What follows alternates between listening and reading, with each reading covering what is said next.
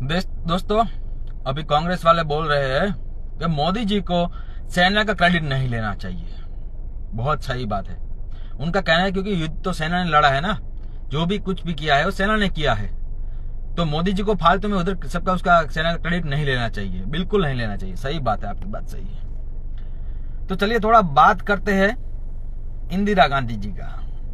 आप थोड़े दिन पहले ये सब शुरू हो गए थे ना कि इंदिरा गांधी ऐसा कर दिया, इंदिरा गांधी वैसा कर दिया। जैसे ही सीज फायर हुआ, अचानक से सबको इंदिरा गांधी याद आने लगी। तो आपको इंदिरा गांधी याद आई, उस टाइम सैनिक याद नहीं आए। मोदी जी ने युद्ध नहीं लड़ा है, इसलिए मोदी जी को क्रेडिट नहीं लेना चाहिए, कांग्रेस ऐसा कहते हैं। तो क्या इंदिरा गांधी के समय इंदिरा गांधी खुद गले में वो सनी देओल बॉर्डर फिल्म देखा है ना हमने, सनी देओल गले में माला पूरा बम का पहन के जाते हैं और सब तो उड़ा देते हैं। वैसे ही इंदिरा गांधी जी गए थे क्या, जो बार बार आप युद्ध का क्रेडिट उनको देते हो? तब आपको याद नहीं आता है कि वहां पर भी सेना को क्रेडिट देना चाहिए? नहीं, तब तो कभी सेना को क्रेडिट नहीं दिया।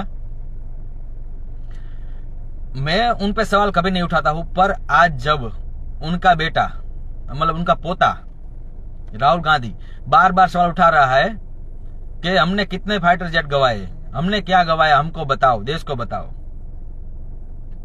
तो ये युद्ध था। युद्ध में खामियां दोनों तरफ होती है और अपनी सेना पहले जवाब दे ही चुकी है, पहले अपने सेना जवाब दे ही चुकी है। तो बार बार इसको पूछ के राजनीति करने की क्या जरूरत है? दुनिया देख चुकी है, पूरी सेना ने, अपनी सेना के जनरलों ने रोज आकर उसके बारे में पूरी जानकारी रोज दी है। तब आप कहीं भांग पीकर सोए हुए थे क्या? तब आपको सुनाई नहीं दिया? और आज सवाल कर रहे हैं कि हमने क्या गवाया, कितना गवाया। तो जब बांग्लादेश अलग किया गया था, हमने 3,900 सैनिक गवाए थे, बलिदान हुए थे अपने 3,900, और लगभग 9,000 के आसपास सैनिक घायल हुए थे, जो बहुत ज्यादा गंभीर घायल थे। तब किसी ने सवाल किया क्या कि हमने क्या गवाया? 3,900 सैनिकों के बलिदान के बाद भारत को क्या मिला? युद्ध होता है तो उसमें कुछ ना कुछ किसी भी चीज के लिए तो होता ही है ना। तो लड़ाई तो थी बांग्लादेश और पाकिस्तान की, वो उनके अंदर की लड़ाई थी। फिर भी हमने उनको अलग, बांग्लादेश को अलग करने में अपने इतने सैनिक गवाए, तो बदले में भारत को क्या मिला? अब ये सवाल करना बनता है। अब तक मैं नहीं मानता कि इंदिरा गांधी पर सवाल करना चाहिए, पर अब कांग्रेस वालों ने जब हद क्रॉस कर ही दी है तो अब सेना के सवाल करना चाहिए।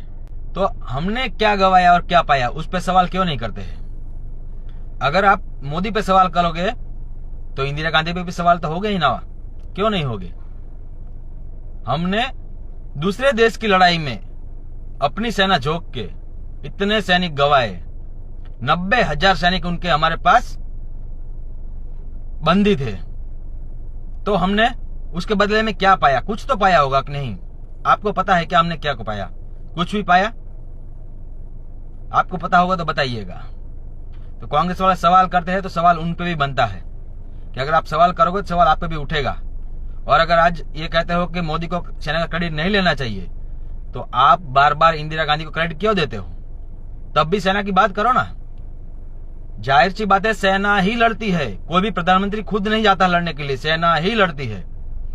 तो अगर आप ये कहते हो कि मोदी को सेना का क्रेडिट नहीं लेना चाहिए, तो इंदिरा गांधी को भी नहीं लेना चाहिए। दोनों तरफ बात करो। सेना को क्रेडिट मिलना ही चाहिए, क्यों नहीं मिलना चाहिए? क्योंकि बलिदान तो सैनिकों का ही होता है ना। बिल्कुल सेना को क्रेडिट मिलना चाहिए। पर एक तरफ आप कहो कि मोदी को क्रेडिट नहीं मिलना चाहिए, दूसरी तरफ इंदिरा गांधी को पूरा क्रेडिट दे दिया करते हो, तो सवाल अब उनके भी बनता है कि 3,900 सैनिक अपने बलिदान हुए, 9,000 जितने सैनिक अपने घायल हुए, उसके बाद भारत को मिला क्या? और जिस बांग्लादेश को हमने अलग करवाया था, वही बांग्लादेश आज हमारे खिलाफ खड़ा है।